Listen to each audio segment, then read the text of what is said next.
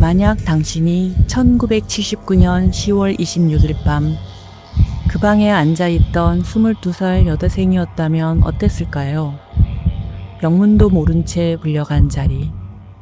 눈앞에서 국가 최고 권력자가 총에 맞아 쓰러지고 내 두 손이 그의 뜨거운 피로 붉게 물든다면 말입니다. 내 이름은 신재순입니다. 세간에는 그저 궁정동의 그 여자, 현장에 있던 미혼 여대생으로만 알려져 있죠. 하지만 거대한 역사의 소용돌이에 휩쓸리기 전 나에게도 남모를 아픔과 간절한 꿈이 있었습니다. 이제야 내 진짜 삶의 이야기를 여러분께 털어놓으려 합니다.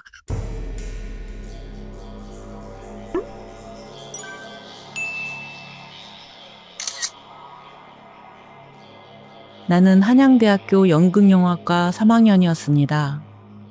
훤칠한 키 덕분에 광고 모델계의 샛별로 불렸고 연예계 진출을 꿈꾸고 있었죠. 하지만 세상에 알려진 것과 달리 나는 이미 20살에 결혼을 했다가 이혼한 아이 엄마였습니다. 종로의 유흥업소에서 DJ 아르바이트를 하다 만난 재력가 집안의 아들과 결혼했지만 남편의 잦은 외도와 무책임함에 2년 만에 어린 딸을 친정에 맡기고 도망치듯 이혼해야 했습니다. 상처를 딛고 모델 활동으로 제2의 인생을 꿈꾸던 어느 날 나는 CF 모델로 함께 활동하던 친구 희경이를 따라 약수동에 있는 대화라는 살롱을 방문하게 되었습니다. 그곳에서 사람들에게 숙경 언니 혹은 미녀사라 불리던 살롱 마담을 알게 되었죠. 그리고 사건 하루 전인 10월 25일 그 마담의 집을 방문했다가 권력의 실세였던 중앙정보부 의전과장 박선호를 처음 소개받게 되었습니다. 당시 중앙정보부 의전과장은 한 달에 10회 정도 열리는 대통령의 은밀한 연애 실무를 총괄하는 자리였습니다. 이른바 채용사처럼 살롱 마담들에게 여성을 추천받은 뒤 직접 면접을 통해 외모와 경력을 평가하고 무엇보다 입이 무거울 사람인지를 철저히 가려내어 선발하는 역할을 맡고 있었죠. 연예계 인맥을 쌓을 좋은 자리를 소개해 주겠다는 그의 제안은 배우를 꿈꾸며 성공에 목말라 있던 나로서는 감히 거절할 수 없는 동아줄이었습니다. 다음 날 오늘 저녁 대기하라라는 은밀한 호출이 떨어졌습니다. 나는 프라자 호텔에서 가수 심수봉 언니를 처음 만나 박선호 과장의 차에 올랐습니다. 차창은 밖을 내다볼 수 없게 철저히 가려져 있었고 숨막히는 보안 속에 차가 도착한 곳은 높은 담장으로 둘러싸인 궁정동 안가였습니다. 두꺼운 철문을 지나 1층 대기실로 안내된 나는 기밀유지 서약서에 서명을 해야 했습니다. 경호원이 이곳은 나라의 높은 어르신들만 참석하는 자리라고 서늘한 경고를 하는 순간 등줄기를 타고 식은땀이 흘렀습니다. 도대체 나는 누구를 만나러 온 걸까요? 심장은 터질 듯이 뛰고 알 수 없는 공포가 대기실의 공기를 무겁게 짓누르고 있었습니다.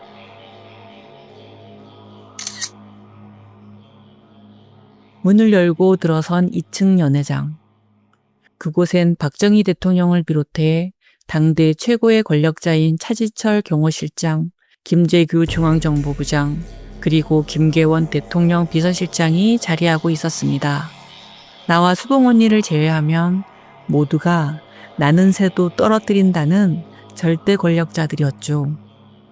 술잔이 오가고 있었지만 연회장의 공기는 마치 무덤처럼 차갑고 무거웠습니다. 긴장한 내가 술을 못 마셔 머뭇거리자 차지철 경호실장이 옆에 깡통을 갖다 놓을 테니 거기에 몰래 부어버려라 라며 귓속말을 건네주었죠. 하지만 평화는 찰나였습니다. 텔레비전에서 김영삼 야당 총재의 뉴스가 흘러나오자 각하의 얼굴은 노골적으로 불쾌하게 일그러졌습니다. 순간 연회장은 찬물을 끼얹은 듯 꽁꽁 얼어붙었습니다. 김재규 부장과 비서실장의 표정은 로봇처럼 딱딱하게 굳어버렸죠. 누군가 잔을 부딪히는 소리조차 천둥처럼 들릴 만큼 살얼음판 같았던 분위기. 그 무거운 침묵을 깨듯 각각해서 먼저 분위기를 바꾸게 노래나 한 곡씩 들어보자고 제안하셨습니다. 수봉 언니가 준비해온 기타를 들고 먼저 노래를 불렀고 이어 차지철 실장까지 지명되어 돌아가며 노래를 부르는 순서가 이어졌죠. 그리고 마침내 내 차례가 되었습니다. 나는 바짝 얼어붙은 채 수봉 언니의 기타 반주에 맞춰 억지 미소를 지으며 사랑의 당신을 이라는 노래를 불렀습니다. 사랑의 당신을 1절 후렴구를 막 부르려던 저녁 7시 40분. 이 건방진 놈이라는 고함과 함께 귀를 찢는 굉음이 울려 퍼졌습니다. 총을 맞은 차지철이 피를 흘리며 화장실로 도망쳤고 이어진 총알은 각하의 가슴을 관통했습니다.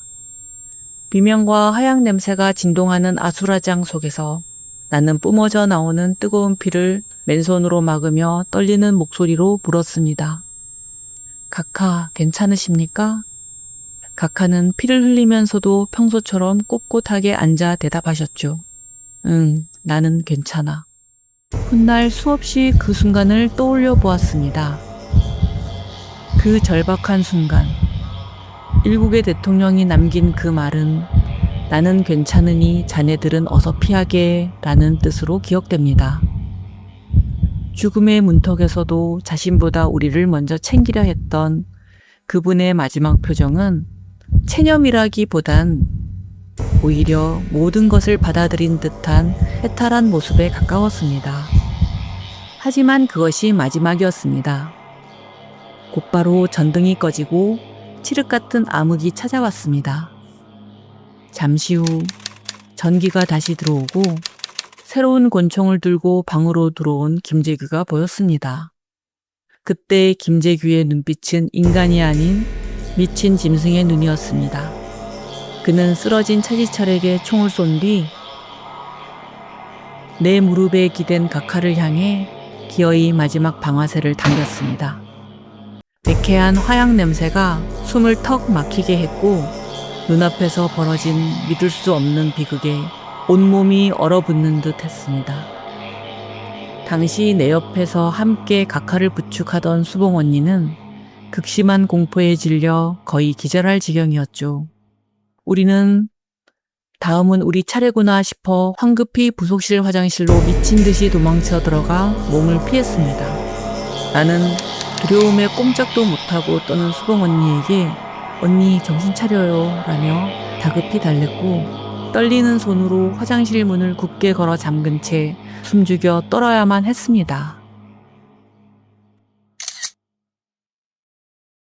그날 밤 피비린내 나는 참극이 끝난 후 중앙정보부 박선호 과장은 나와 수봉 언니를 호텔로 데려다주며 각각 20만 원이 든 돈봉투를 수고비 명목으로 쥐어주었습니다. 오늘 벌어진 일에 대해 아무런 이야기도 하지 말라는 서늘한 입단속과 함께였죠. 당시 20만 원은 대학생이던 내 방 월세 4개월치에 달하는 엄청난 돈이었습니다. 겨우 목숨만 건져 집으로 돌아왔지만 진짜 생지옥은 그때부터였습니다.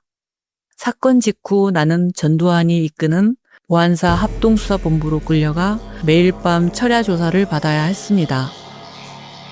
수사관들은 숨조차 쉬기 힘든 강압적인 분위기 속에서 김재규가 총을 쏘기 전 각하, 이 버러지 같은 놈을 데리고 정치를 하니 정치가 올바로 되겠습니까? 라고 말했다고 진술하도록 나를 끈질기게 세뇌하고 다그쳤습니다.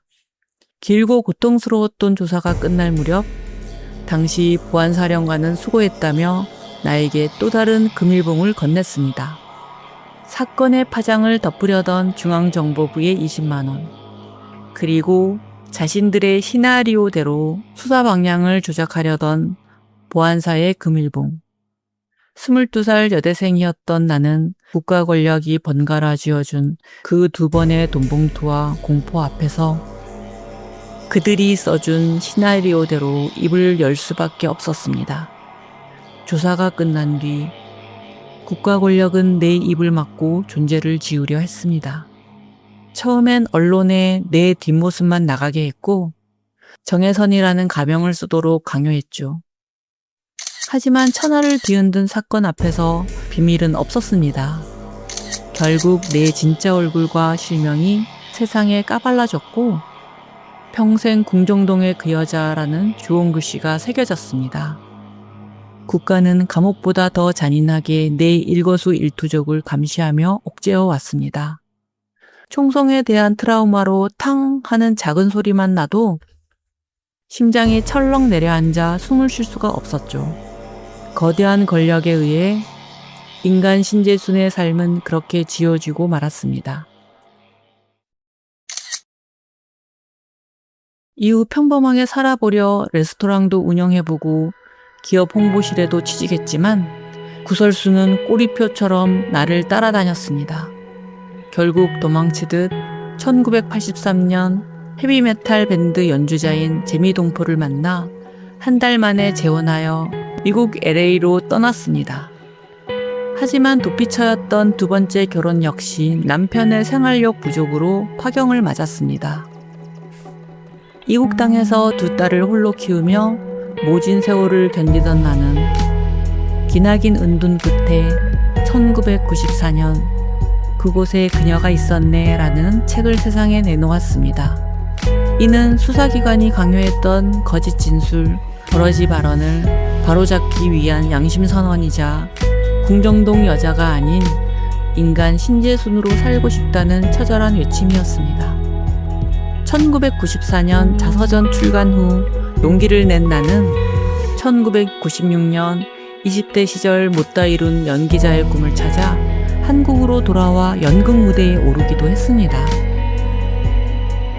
하지만 사람들의 싸늘한 시선은 나의 연기가 아닌 오직 궁정동 여인이라는 꼬리표만을 향해 꽂혔습니다. 결국 나는 상처만 안은 채 그 꿈을 영영 접고 다시 미국으로 돌아와야 했습니다. 사람들은 나를 손가락질했지만 나는 책에 이렇게 적었습니다. 나는 다만 내 젊음의 비상을 위해 아무것도 모른 채 그곳에 갔을 뿐이다. 그 우연을 후회하지도 부끄럽게 여기지도 않는다. 다만 나라는 인간이 무참히 왜곡되는 현실이 슬펐을 뿐이다 라고요. 세상이 흘러 나는 중년이 되었습니다. 지금은 LA 가디나에서 고깃집을 운영하며 어머니, 여동생 2딸, 그리고 눈에 넣어도 아프지 않을 3명의 손녀들과 함께 4대가 모여 북적이며 살고 있습니다. 최근에는 나와 함께 그날의 지옥을 겪었던 수봉 언니와 다시 연락이 닿았습니다.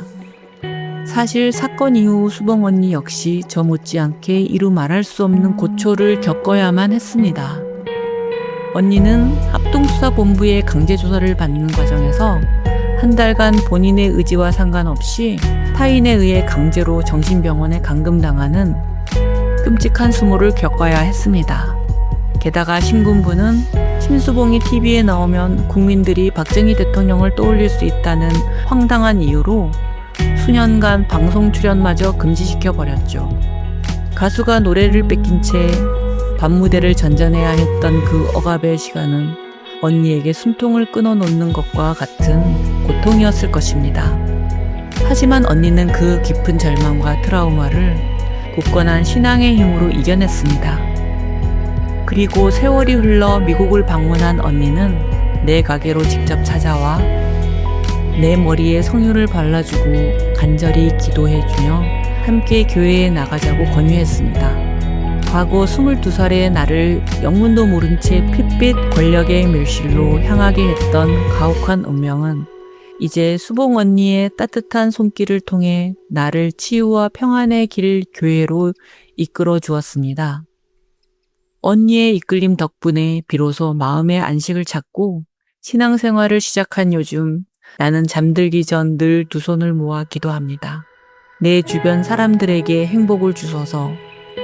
아픔과 고통에서 벗어나 웃음과 자유로움을 찾게 하소서. 평범한 삶 속에서 아름다움을 느끼게 하소서라고요. 22살 권력의 밀실에 영문도 모른 채 내던져진 나 신재순. 남편의 외도로 인한 이혼의 아픔을 딛고 다시 한번 내 인생을 꽃피워보려 했던 평범한 청춘은 거대한 역사의 폭력과 거짓 조작 속에서 철저히 짓밟혔습니다. 하지만 나는 끝내 살아남았습니다. 수십 년의 고통을 지나 이제 내 가족들을 품에 안고 평범한 고깃집 사장님으로서 나만의 행복을 구워내고 있습니다.